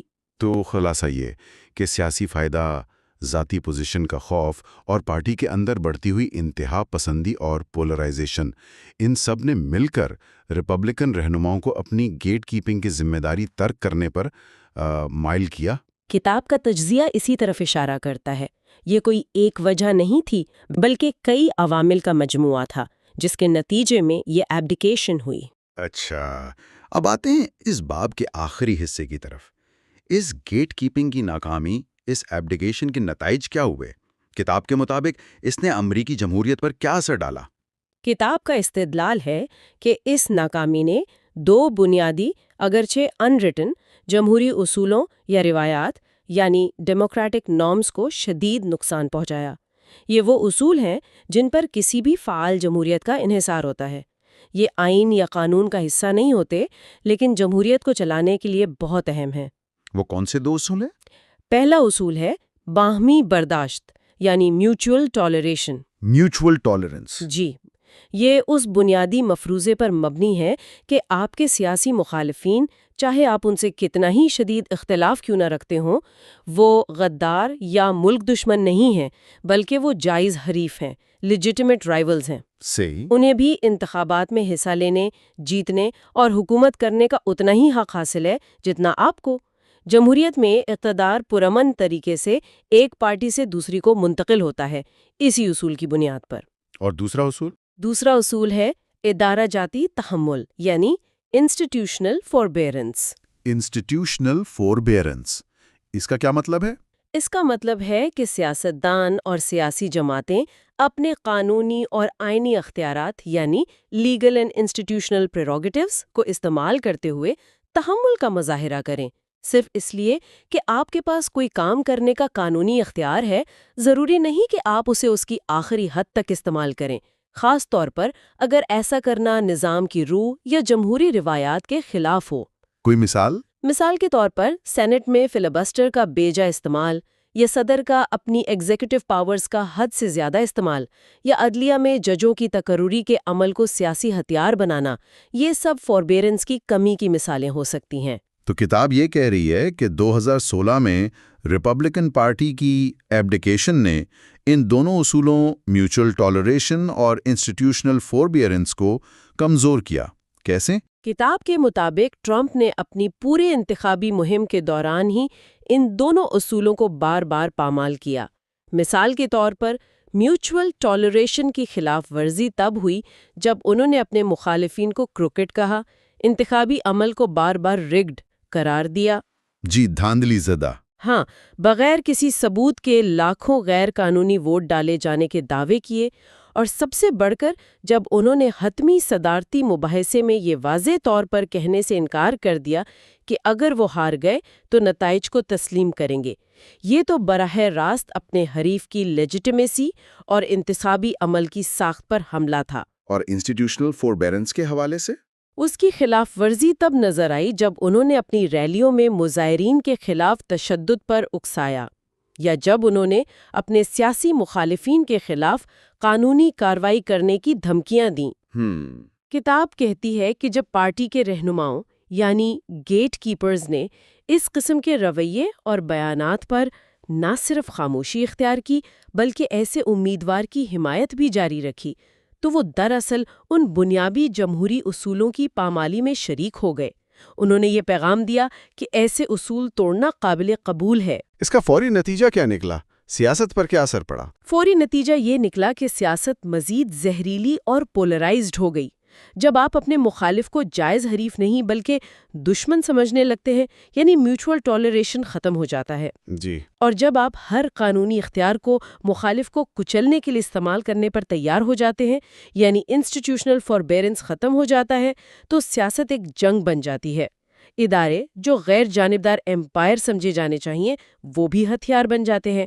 کتاب اس طرز عمل کو کانسٹیٹیوشنل ہارڈ بال کہتی ہے۔ کانسٹیٹیوشنل ہارڈ بال یعنی آئینی اختیارات کا بے رحمی سے استعمال۔ بالکل، اپنے سیاسی مقاصد کے لیے۔ اور اس سب کا جمہوریت کے مستقبل پر کیا اثر پڑتا ہے کتاب کے مطابق؟ کتاب خبردار کرتی ہے کہ جب مرکزی دھارے کی جماعتیں اپنی گیٹ کیپنگ کی ذمہ داری ترک کر دیتی ہیں تو وہ نہ صرف جمہوری اصولوں کو کمزور کرتی ہیں بلکہ وہ دراصل جمہوریت مخالف قوتوں، اینٹی ڈیموکریٹک فورسز اور نظریات رکھنے والوں کو اقتدار تک پہنچنے کا راستہ فراہم کرتی ہیں۔ اچھا۔ اور جب ایسے رہنما اقتدار میں آ جاتے ہیں جو ان اصولوں کا احترام نہیں کرتے تو پھر وہ انہی جمہوری اداروں، عدلیہ، قانون نافذ کرنے والے ادارے، سول سروس، انتخابی نظام، ان کو اپنے اقتدار کو مضبوط کرنے اور مخالفین کو دبانے کے لیے استعمال کر سکتے ہیں۔ یعنی وہ نظام کو ہی اپنے مقاصد کے لیے استعمال کرنا شروع کر دیتے ہیں۔ جی، وہ کھیل کے ریفریز کو قابو کر سکتے ہیں، مخالف آوازوں جیسے میڈیا یا آزاد اداروں کو کمزور کر سکتے ہیں، اور آہستہ آہستہ کھیل کے بنیادی اصول، رولز آف دا گیم ہی بدل سکتے ہیں۔ تو چیپٹر 3 کا بنیادی پیغام یہ ہے کہ 2016 میں ریپبلکن پارٹی کی طرف سے اپنی تاریخی گیٹ کیپنگ کی ذمہ داری سے دستبرداری یعنی ایبلیکیشن ایک بہت ہی فیصلہ کن لمحہ تھا۔ جی بالکل۔ اس نے نہ صرف ایک ایسے امیدوار کو اقتدار تک پہنچایا جس نے جمہوری اصولوں سے بے نیازی کا اظہار کیا تھا، بلکہ اس نے خود ان اصولوں کو کمزور کر کے امریکی جمہوریت کے لیے ایک نیا خطرہ پیدا کر دیا۔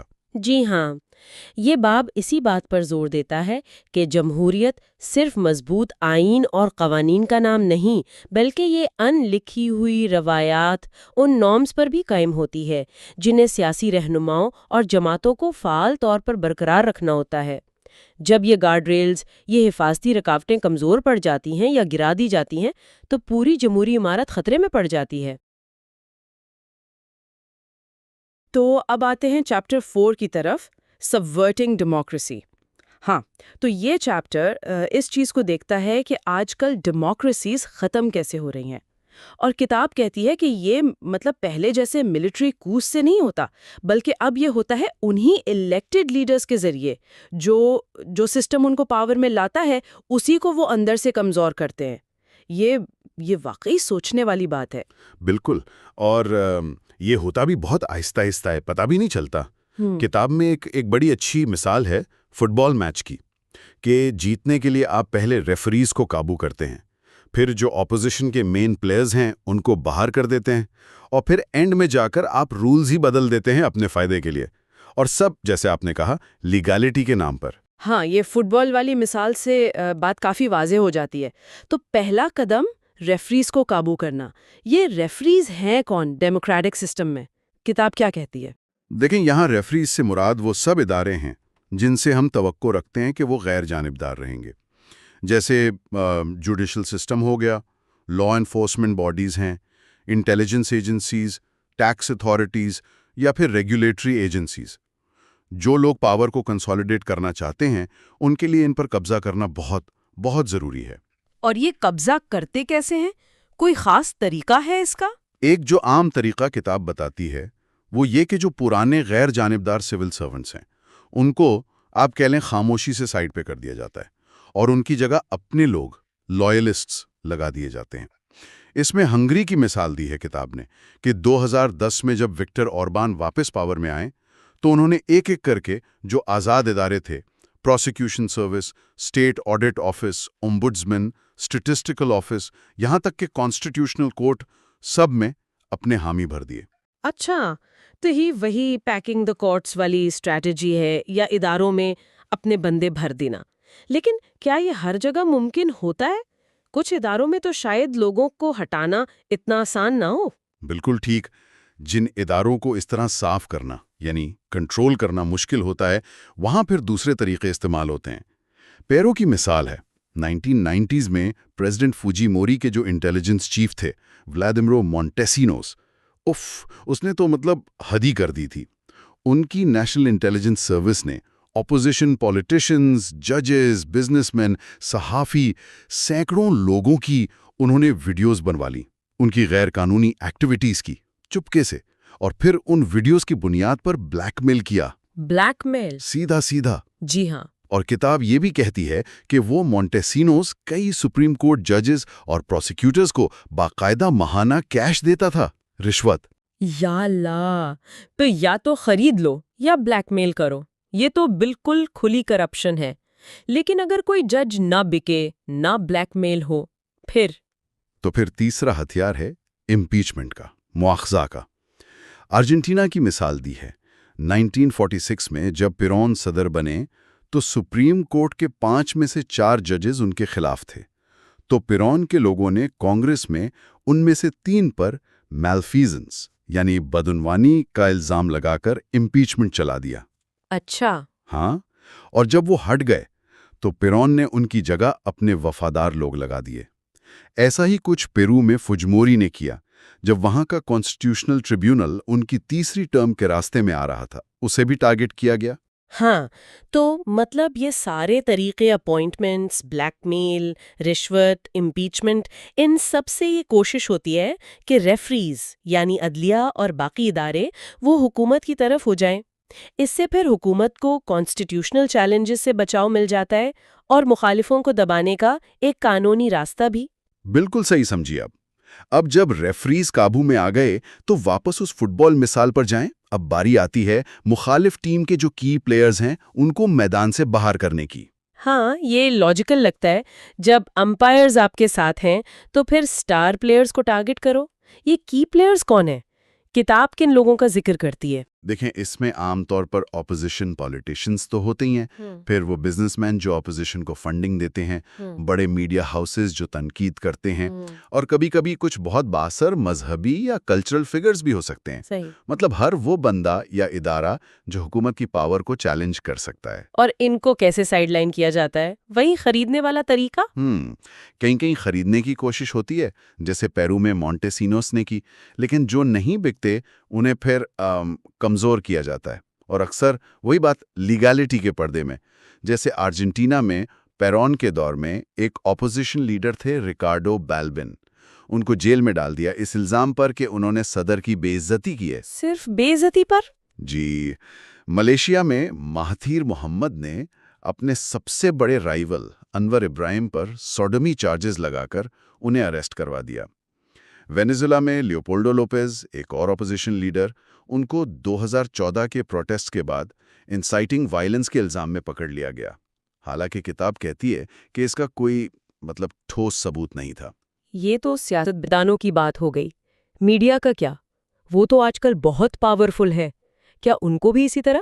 ہاں، میڈیا کو تو خاص طور پہ نشانہ بنایا جاتا ہے۔ اس کو قابو کرنا بہت ضروری سمجھتے ہیں یہ لیڈرز۔ ٹرکی کی مثال ہے۔ پریزیڈنٹ ارڈوغان کی حکومت نے وہاں کے سب سے بڑے میڈیا گروپ ڈان یائن پر اتنا بھاری ٹیکس ایویژن کا جرمانہ لگا دیا کہ وہ بیچارے اپنے اخبار، ٹی وی چینل سب بیچنے پر مجبور ہو گئے۔ اچھا، اور خریدا کس نے؟ وہی حکومت کے قریبی بزنس مین نے۔ تو مطلب فائنینشل پریشر ڈال کر؟ بالکل۔ رشیا میں بھی ایسا ہی ہوا۔ پریزیڈنٹ پوتن نے N T V network کے مالک تھے ولادیمیر گوسنسکی، ان پر ٹیکس اتھارٹیز کو یوز کیا، ان کو اریسٹ کیا اور اینڈ میں ان کو مجبور کر دیا کہ وہ این ٹی وی کو حکومت کی کمپنی گیز برام کو بیچ دیں۔ اسی طرح وینیزویلا میں چاویز نے گلوبو ویژن ٹی وی کے مالک گیرمو زولاگا کے خلاف انویسٹیگیشن شروع کروا دیں۔ وہ ملک چھوڑنے پر مجبور ہو گئے اور چینل حکومت کے حامی نے خرید لیا۔ یہ تو بڑی سسٹمیٹک طریقہ لگ رہا ہے۔ سیاستدان خاموش، میڈیا قابو میں، تو پھر اپوزیشن کے پاس پیسہ کہاں سے آئے گا؟ کیا ان لوگوں کو بھی ٹارگٹ کیا جاتا ہے جو اپوزیشن کو فنڈ کرتے ہیں؟ لازمی طور پہ یہ بھی پلان کا حصہ ہوتا ہے کہ اپوزیشن کی فنڈنگ روک دی جائے۔ پوتن نے تو 2000 میں ہی رشیا کے جو اولیگارکس تھے، امیر ترین لوگ، ان کو صاف کہہ دیا تھا سیاست سے دور رہو۔ جو نہیں مانے، جیسے بورس برزوفسکی یا میخائل کھوڈاکوفسکی، جنہوں نے اپوزیشن کو فنڈ کیا، انہیں یا تو ملک چھوڑنا پڑا یا کھوڈاکوفسکی کی طرح بہت لمبی قید ملی۔ ٹرکی میں بھی پریزیڈنٹ اردگان کی حکومت نے ایک نئی پارٹی تھی، گنج پارٹی، اس کے فاؤنڈر تھے جیم اوزن، ان کی پوری بزنس ایمپائر پر ہی قبضہ کر لیا۔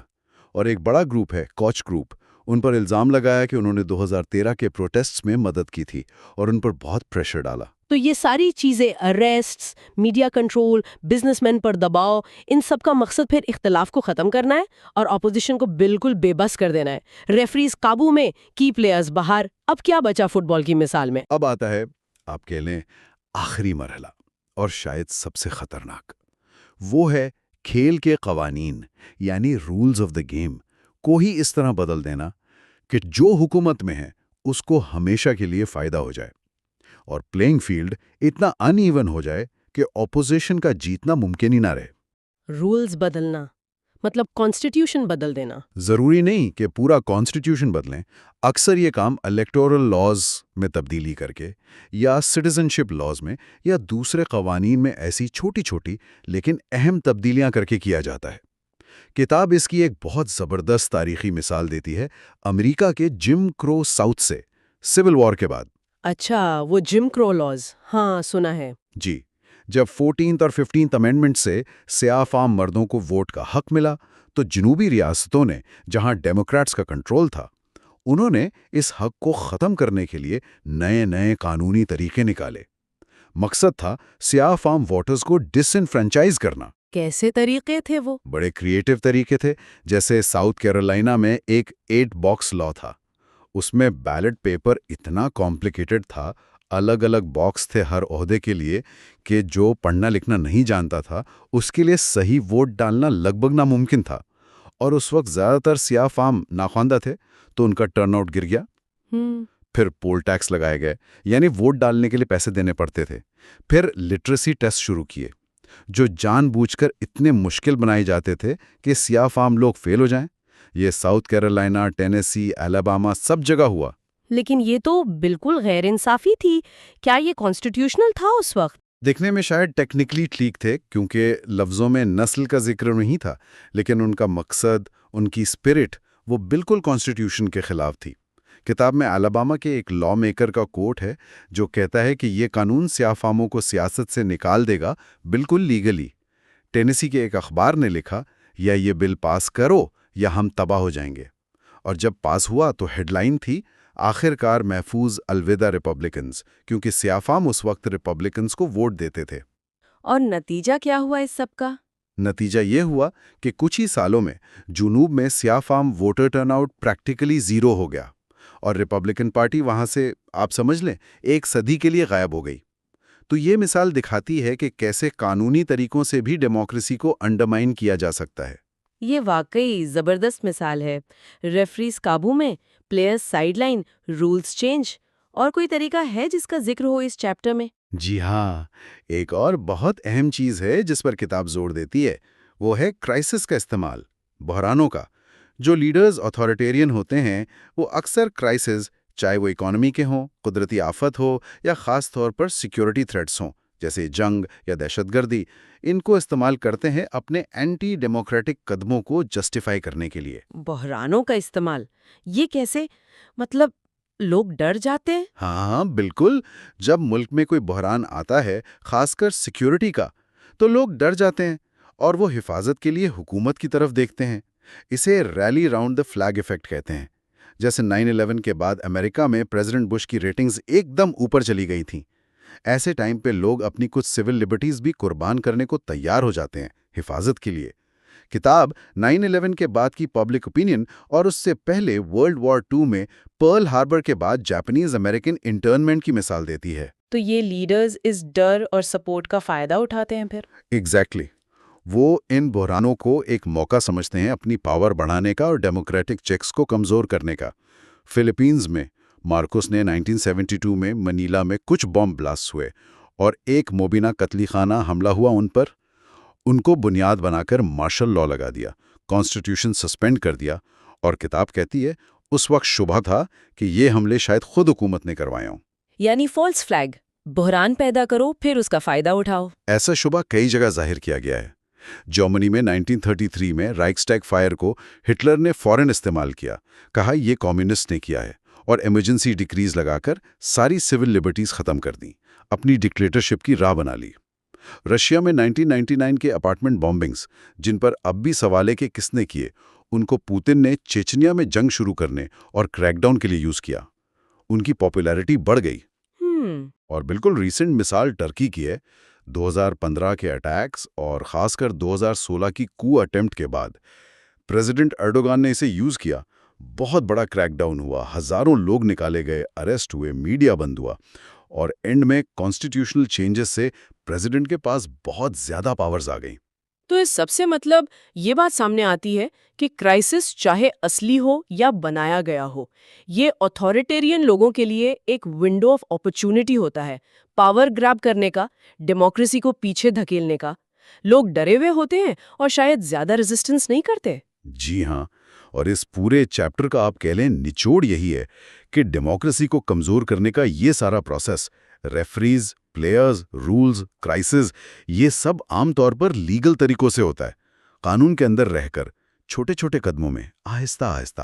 یہ پوائنٹ بہت اہم ہے کہ یہ سب شاید پارلیمنٹ سے پاس ہو رہا ہو، سپریم کورٹ کہہ رہی ہو کہ کانسٹیٹیوشنل ہے، خلاقو نہیں ہے یہ۔ بالکل، اور ہمیشہ اس کے پیچھے کوئی نہ کوئی اچھا مقصد بتایا جاتا ہے، جیسے ہم کرپشن مٹا رہے ہیں، یا الیکشنز کو صاف کر رہے ہیں یا نیشنل سیکیورٹی کو آگے رکھ رہے ہیں۔